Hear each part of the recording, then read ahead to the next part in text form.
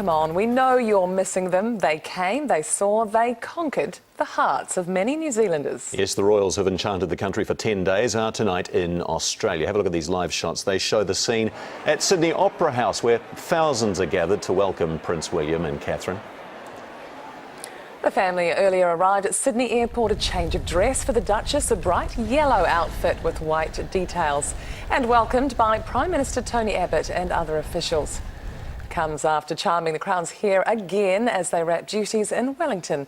Ruth Wynne-Williams was there.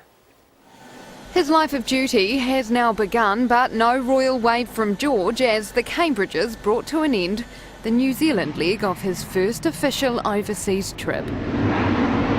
Before they left, though, there was one last stop. Thousands crammed Civic Square to get that one last shot. Did you wait all morning in the rain for that? Yes, we got soaking, but it was well worth it. There's something about Kate. Yeah, and he's not too bad either. It's been wonderful on the world stage, but shame about the weather. In terms of the money the government spend, I think they've got their money back.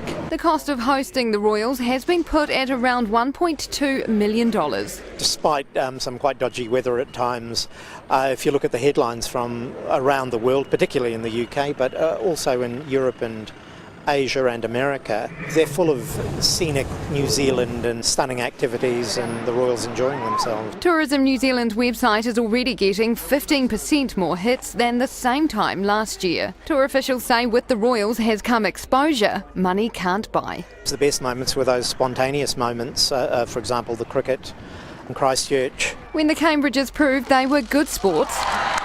Meeting the twins in Christchurch as well. Those times the young Royals almost seemed just like anyone else. The Plunket moments, so the stuff that you can't script or choreograph. In the final stages, more New Zealand princesses emerged. Flower girl Laura Hamilton asked the tough questions. I said what her favourite colour was and she said it was blue. I started crying. It was just like, oh gosh, every dream of mine was just happening all at once. Others' dreams were dashed. Are you sad that she didn't say hello? And finally, a buzzy bee moment. You didn't think that William was going to crawl over your way and have a bit of a play with the buzzy bee? I thought about it, but then thought, nah, he's a bit old for that. But then maybe not. The couple signed their first names in Wellington's visitors book, but throughout the country, for the thousands who turned out, there's no question the royal family have also left their mark. Yes, a big impression, all right, Ruth. Now, you've followed the tour from day one. What sticks out for you?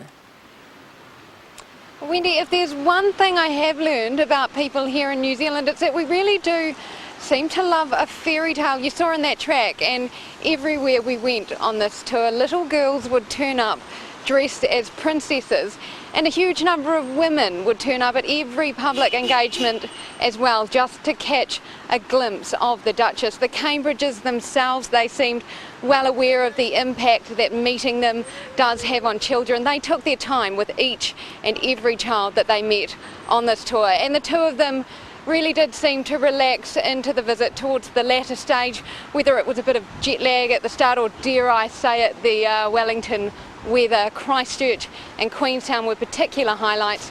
Christchurch I'd single out as a very special day. Ruth, thank you.